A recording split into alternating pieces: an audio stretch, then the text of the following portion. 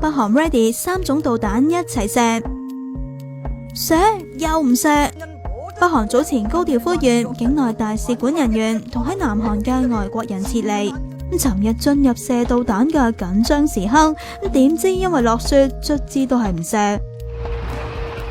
不過危機未解除，美國官員前日話北韓已經向部署喺東部嘅2座舞水端中程導彈注入液體燃料，隨時 ready 發射咁話。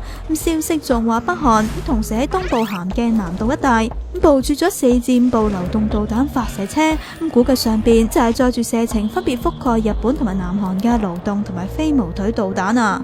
外界估計北韓為咗要威威，會揀喺4月15號金日成冥壽前發射導彈，例如好似聽日美國國務卿訪韓，亦都係其中一個北韓會發動攻擊嘅關鍵日子。而韓美聯合司令部尋日仲將對北韓情報監視嘅級別由第3級調升到係第2級，即係話有重要威脅啊！潘基文話朝鮮半島家陣緊張到非常危險，少少判斷錯誤都可以令到局勢失控。其實金正恩自上個月起對外連番挑機，密集嘅程度屬於近年罕見。一個因為反對金正恩搞到逃亡中國嘅前北韓軍人就爆料，喺11年底金正恩接任做北韓軍隊阿頭之前，唔係全部軍人都撐佢噶，但係大部分反對派喺佢上台之後被鏟除。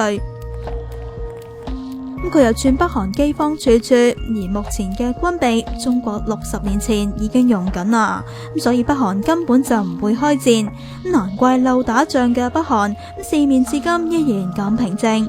雖然中朝邊境嘅旅行社要即刻停辦北韓旅行團，但係商人可以照常出入北韓，連當地人都忙到冇時停啊！忙咩？咪又係下個星期嘅金日成冥壽啦。男家就忙喺廣場種花種樹，女家就要為慶祝活動練歌排舞，自相矛盾成咁啊！難怪南韓人見慣不怪啦。